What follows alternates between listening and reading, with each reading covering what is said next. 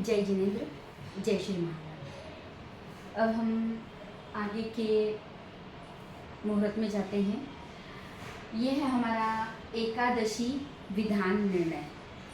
पंचांग में एकादशी दे रखी होती है, उसी के हिसाब से एकादशी की जाती है। लेकिन हमारे पास भी बहुत कॉल आते हैं कि 10वीं तिथि को एकादशी करे या एकादशी को करे या द्वादशी को करे। तो इसका जो निर्णय है, ये जो निर्णय दिया गया है वो इस टाइप से है कि पंचांग होते हुए भी बहुत सारे उस को सही ढंग से समझ नहीं पाते हैं कि उसे कैसे देखना है कि एकादशी कब करे, 10वीं को करे, एकादशी को करे या द्वादशी को करे। तो एकादशी का निर्णय, क्योंकि हर एक मंथ में 2 बार एकादशी आती है और हर बार यही प्रॉब्लम होती है कि एकादशी का व्रत किस दिन करना चाहिए। एकादशी का व्रत सभी करते हैं, स्मार्थ भी करते हैं, वैष्णव भी करते हैं और निम्बार भी करते हैं। तो एकादशी का निर्णय करने के लिए हमने कुछ 6 पॉइंट दिए हैं, उसी के अनुसार एकादशी का विधान का निर्णय होता है कि एकादशी किस दिन करनी चाहिए। एकादशी किस दिन होगी, उसमें 10वीं तिथि का बड़ा विशेष रोल है। तो 10वीं तिथि में आपको ये देखना है कि पंचांग में दी होती है 10वीं तिथि।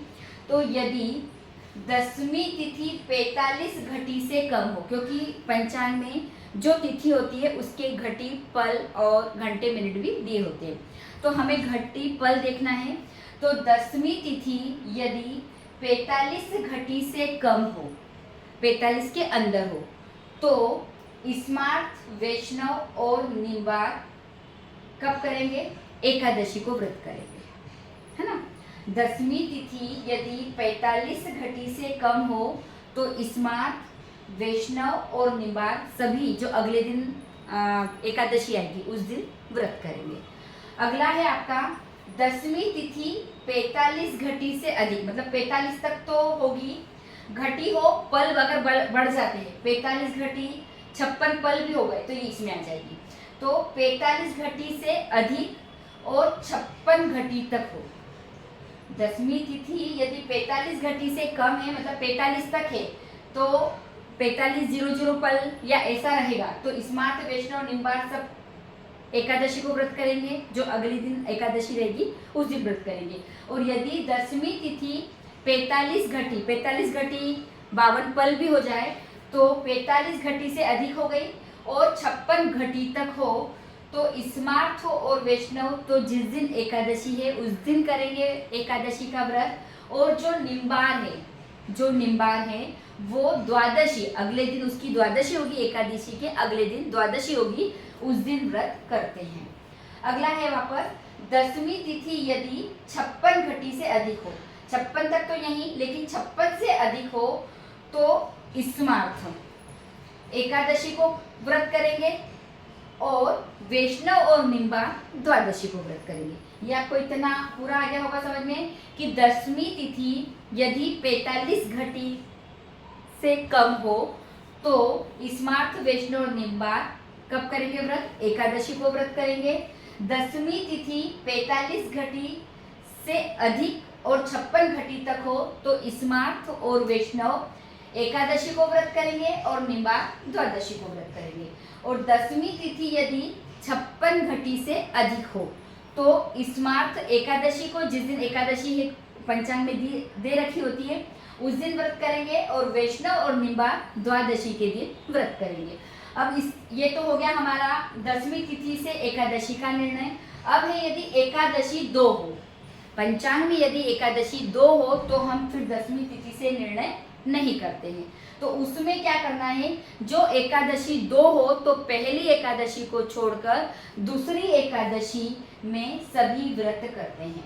दूसरी जो एकादशी, जैसे 10वीं जब एकादशी 2 हो तो ये नियम लागू नहीं होगा।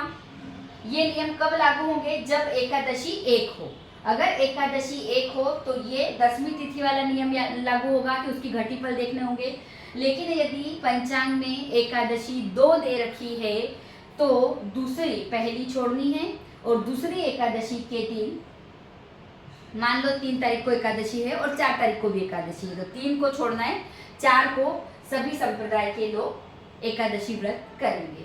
यदि एकादशी क्षय हो, उसमें एकादशी क्षय हो गई तो भी दसवीं तिथि का नियम लागू नहीं होगा।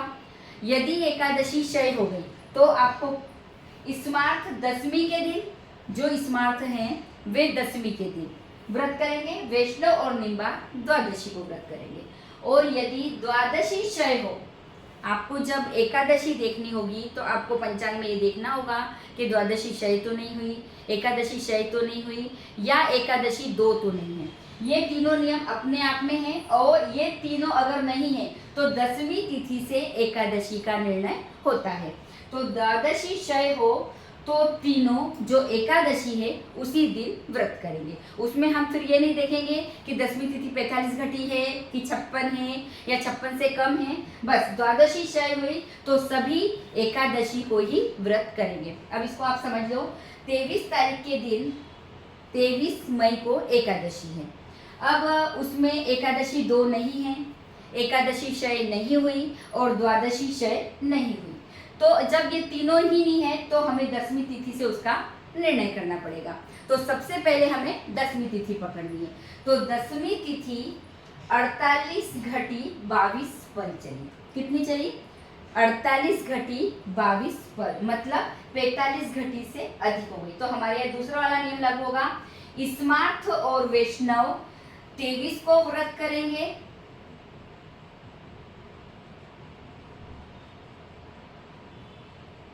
कौन? स्मार्थ और वैष्णव। और जो निम्बार है वो 24 को व्रत करेंगे।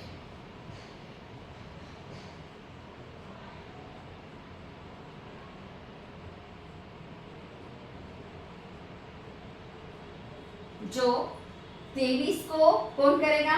क्योंकि यह 45 घटी से अधिक है तो स्मार्थ और वैष्णव एकादशी, मतलब 23 तारीख को एकादशी दे रखी है पंचांग में, तो एकादशी के दिन व्रत करेंगे।